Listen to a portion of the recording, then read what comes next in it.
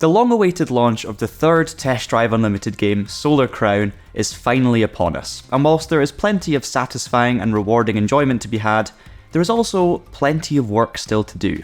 A quick scroll of a TikTok feed here, a skip through Instagram stories there. Gratification is always just a swipe away. Consequently, some artists are moulding content to suit an era where stimulants are available on tap. Take the film Saltburn, which has been constructed, seemingly, to inject shock and awe at the precise moment its audience reaches for their phone, roughly every 20 minutes. Then there's the video game Forza Horizon 5, which lobs new cars, challenges, experience points, levels, hats, and wheelspin vouchers your way approximately every 13 seconds. Which is fantastic. The reward loop is as moreish as a box of Maltesers, yet such strategies can take away a sense of achievement. I'm not sure if you ever really deserve such unlocks, they sometimes just appear as if by magic. Enter Test Drive Unlimited's Solar Crown, purportedly the antidote to our ever-decreasing attention spans. The third installment in the open-world driving game series, instead of pummeling its players with a stream of unlocks, it purposefully leans into the slow burn of yesteryear, back when earning enough credits to buy your first supercar took an eternity by modern standards. Nostalgia is a powerful drug, and arriving 18 years since the seminal original, and 13 years since the beloved sequel, for some, a new Test Drive Unlimited game is a way to relive their youth. But to succeed in the here and now, reminiscing only gets you so far. Set on a one-to-one recreation of Hong Kong Island, you have two primary aims. Reach the top of the prestigious Solar Crown racing competition, and therefore traverse the heights of the Solar Hotel base, and lead an illicit street racing clan. The latter is a choice between two, the streets or the sharps. Completing those goals is not the work of a moment. While the racing is high tempo, the structure is deliberately ponderous, aiming to create a lengthy career and a rewarding grind. That take is refreshing compared to some contemporaries, and in our testing at close to 40 hours, we'd say expertly judged. You receive just enough reputation points to keep you interested, but nothing more. A member of the creation team said to Traxion recently they wanted a wow factor if you see someone driving a Ferrari 250 GTO, for example, in the game, as you know they will have worked hard for it. To that end, the upper echelon of the car list is inaccessible, even if you have the cash, until you are esteemed enough. But, like a carrot in front of a donkey, you can discover new dealerships in the environment, peruse their offerings, and even sit inside a sports car, revving its engine or even putting the top down. Exploring the area brings out our inner Nathan Drake, hunting for relics, or, on this instance, 28 hidden wrecked car parts, a throwback to its predecessors. We've handily compiled all of their locations, by the way, and there's a link to our article guide in the description below. To that end, the setting provides a mix of narrow metropolis streets, fast highways, perilous mountain paths, and bright beaches. The Kiloton development team allows you to roam at your will immediately, but it advises not to. Instead, it's formulated a structure that sees you participate in race events in one district at a time. There are 14 in total, by the way. While it may initially seem frustrating, the segmentation actually works. Entering each new area feels transformative, and added to the slow burn of credit and experience point acquisition, delivers a satisfying sense of accomplishment. You earned it, well done, now go buy an Audi TT or something to celebrate. Perhaps controversially, points and cash are not the only elements that arrive at a sedate pace, but features. Reminiscent of those early stages within Gran Turismo 7, where tracks are progressively unlocked, in Solar Crown, significant elements are saved for later. Purchasing clothes for your customised character is inaccessible until you reach Reputation level 5, adding tuning parts level 10, and even then, more advanced items until much later. Being part of a clan is level 12, and creating a custom car setup, level 20. All part of the plan, slowly but surely keeping you hooked. Ultimately, the tasting menu structure is the game's strong suit.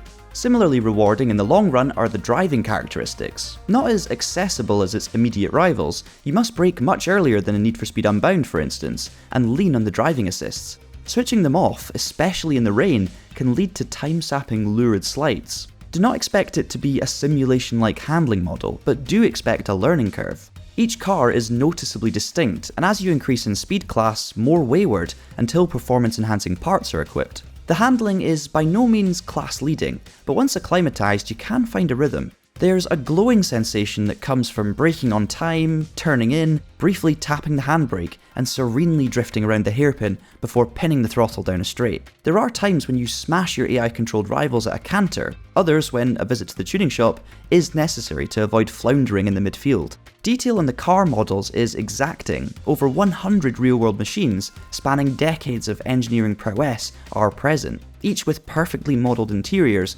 and some of the best sounding engines in gaming. Just check out the burble of this V8 at idle. Or the gravelly tones of a Lancia Delta. Even the click-clack of paddle shifts is accurately recreated. Spectacular, and by far and away developer KT Racing's best work yet. A quick interruption to bring you some Traxion related news. Now this video is sponsored by our good friends over at GridFinder, and they're actually hosting a Traxion themed livery design competition that you can enter. There are no eligibility criteria, it is totally free, you can get involved, there are some really cool prizes up for grabs as well, there's some cash, there's some Traxion themed gloves like these.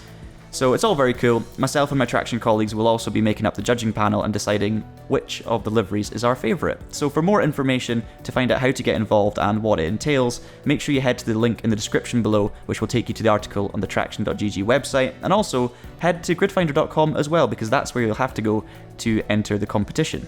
Back to the video.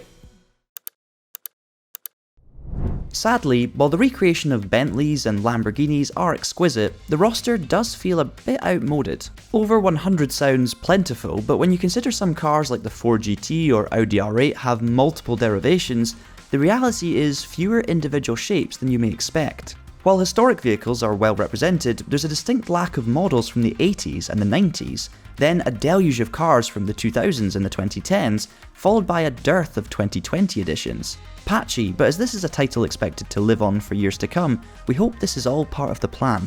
By the way, we do have a full car list available on the TraxionGG website, so for that, check out the link in the description below.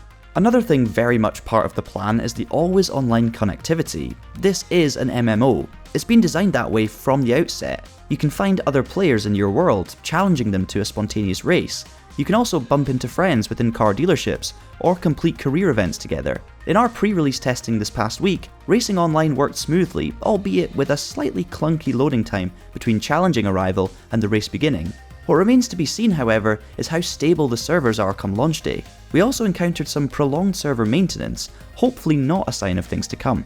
Burnout Paradise managed to save locally and allowed you to switch on multiplayer at the tap of a button, so it's possible. But that's Solar Crown for now, steadfastly multiplayer or nothing, for better or worse. Irrespective of online performance, while the glacial progression system is well thought through, the actual races themselves lack innovation. There are essentially time trials and short races, with a domination variant of the latter and the ability to race through the traffic when participating in a clan, and that's it. Such prosaic formats are a major downside, considering the projected length of the total experience. Too often the races feel all too familiar after the first 10 hours. It's strange too how, despite Hong Kong being one of the most densely populated locations on Earth, in the latest test drive it can feel a little soulless. Worse is the technology used to power it. This is not the first open world game using the proprietary KT engine base, see the Isle of Man TT releases, but it is the first of this scope. You can feel the engine creaking under the pressure, like tree roots attacking a building's foundations. On PlayStation 5, when it rains or there's a busy section of a race, there are clear performance dips, where progress slows down with skipped frames, even in the so-called performance mode. On PC, in our testing, Solar Crown is extremely resource intensive. From the cockpit view, the rear view mirrors are so choppy they are borderline unusable. The rain animations look like someone has smeared Vaseline onto the glass. Sometimes there's a strange lighting effect that makes the car change colour, and there is obvious ghosting when in chase cam. Occasionally, you can see lights flickering and shadows wavering. Generally, these quibbles are footnotes for most games, but here, the visual frailties do become an obvious demerit, especially in light of the Crew Motorfest's sensational looks. Mercifully, at night, several of these complaints are masked by darkness. But there's more. Hair on character models looks drawn on, and having plastic surgery at the beauty salon is... still.